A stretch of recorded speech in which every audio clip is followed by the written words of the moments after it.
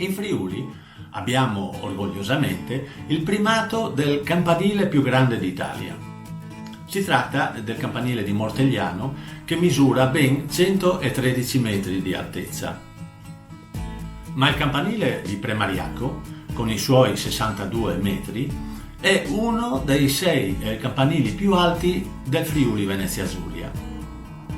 Spicca infatti a grande distanza da qualsiasi punto della pianura del Cividalese.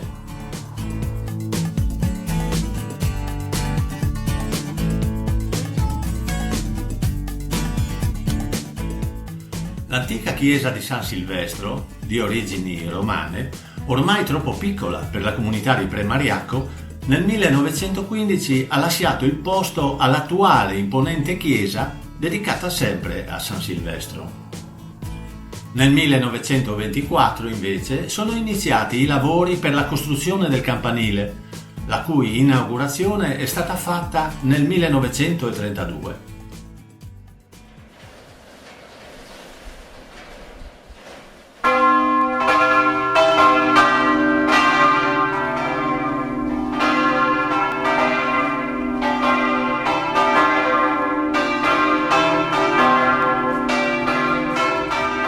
Sulla sua sommità, al posto della croce prevista nel progetto, è stato collocato un angelo segnavento, fatto in rame e alto circa 2 metri.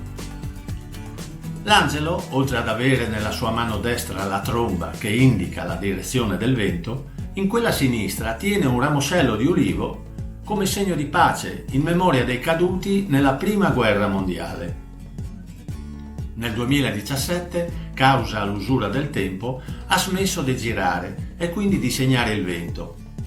Con l'aiuto del comune, la comunità ha dato il via alle operazioni di riparazione e di restauro dell'angelo, che si sono concluse nel settembre 2018.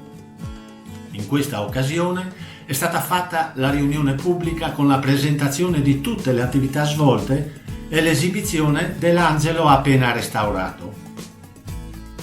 Successivamente è stato riposizionato sulla cima del campanile e oggi, alzando gli occhi al cielo, lo possiamo ammirare così come lo hanno ammirato i nostri progenitori nel 1932.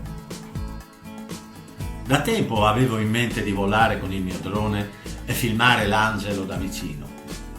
Sentiti così il responsabile del campo di volo di San Mauro e la polizia locale, ho ottenuto l'autorizzazione e il nulla osta per poter volare il giorno 22 di giugno dalle 9 alle 12 sopra la chiesa, il campanile e il centro abitato circostante.